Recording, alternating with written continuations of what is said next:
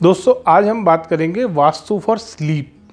इसमें टॉपिक है हमारा जो मेन स्लीपिंग के लिए जो सबसे इम्पॉर्टेंट चीज़ होती है वो होता है प्लेसमेंट ऑफ बेड। कमरे में बेड की प्लेसमेंट, आज इसी बारे में हम बात करेंगे। दोस्तों स्लीप एक बहुत इम्पॉर्टेंट चीज़ है, बहुत ज़रूरी चीज़ है लाइफ में। अगर आप ढंग से सो नहीं पाओगे तो सबसे पहली चीज़ आपके साथ आपके नेचर में चेंजेस आएंगे। सेकंड चीज़ होती है दोस्तों, आप बीमार पड़ सकते हैं। तो स्लीप बहुत एक ज़रूरी चीज़ है हमारी लाइफ में। स्लीप में एक बेड का प्लेसमेंट बहुत बड़ा रोल प्ले करता है।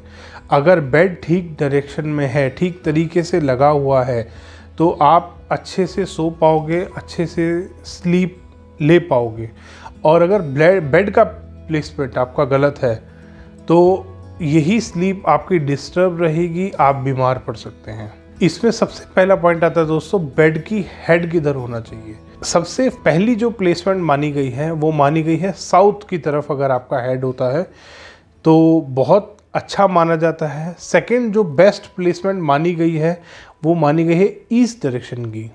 सबसे पहला साउथ डायरेक्शन में आप हेड कर सकते हैं, सेकंड ईस्ट डायरेक्शन में आप हेड कर सकते हैं, और थर्ड और लास्ट पोजीशन होती है दोस्तों वेस्ट साइड अगर आप हेड करते हैं। इन तीनों डायरेक्शन में आप हेड कर सकते हैं। ट्राई कीजिए साउथ की तरफ करें, नहीं हो पाए ईस्ट की तरफ करें, और अगर साउथ और ईस्ट दोनों नहीं बन पा रहे तो वेस्ट की तरफ आप अपना हेड कर सकते हैं। इससे काफ़ी फ़ायदा मिलेगा अगर आप साउथ की तरफ आप सिर करते हैं तो। नेक्स्ट है दोस्तों, नॉर्थ साइड में हेड कभी भी ना करें। आपका हेड कभी भी नॉर्थ साइड करके आप नहीं सोएं। इसमें आपकी स्लीप डिस्टर्ब्ड ही रहेगी।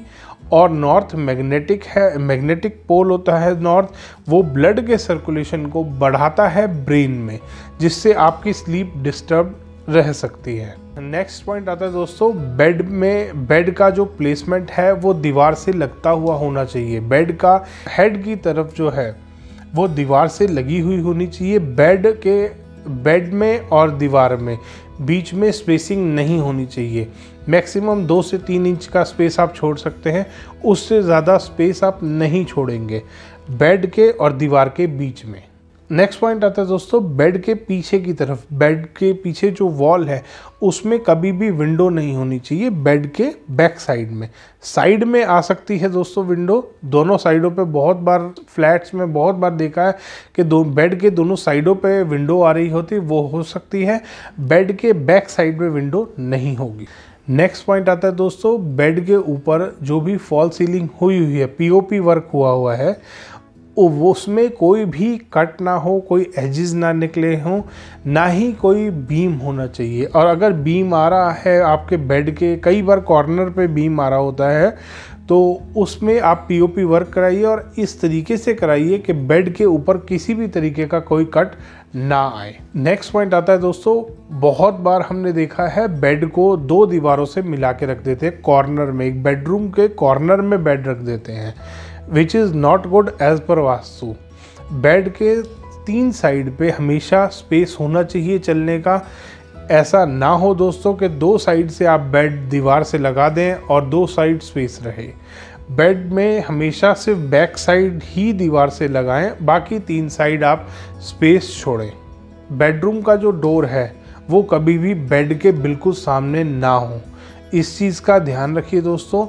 बेडरूम में आप जब भी घुसते हैं सामने बेड नहीं दिखना चाहिए आपका, हमेशा डोर से हटके बेड को लगाएं।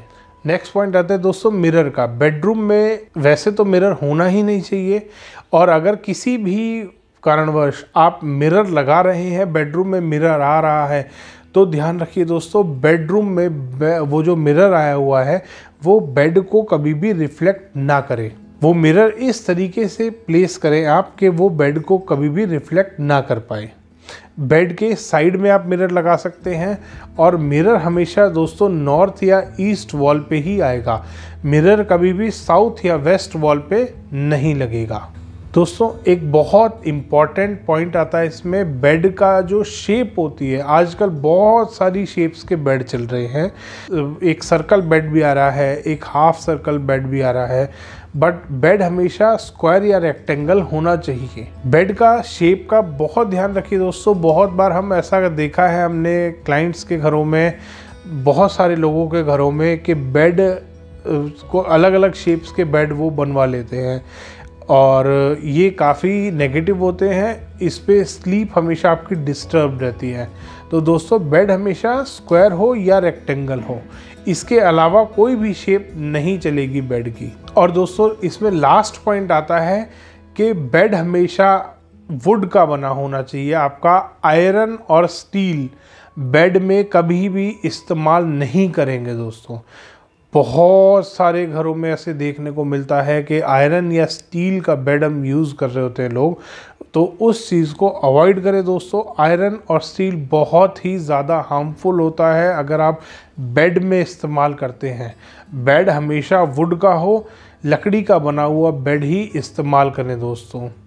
धन्यवाद दोस्तों। वीडियो पसंद आया हो तो लाइक करें, शेयर करें, चैनल को सब्सक्राइब करना ना भूलें।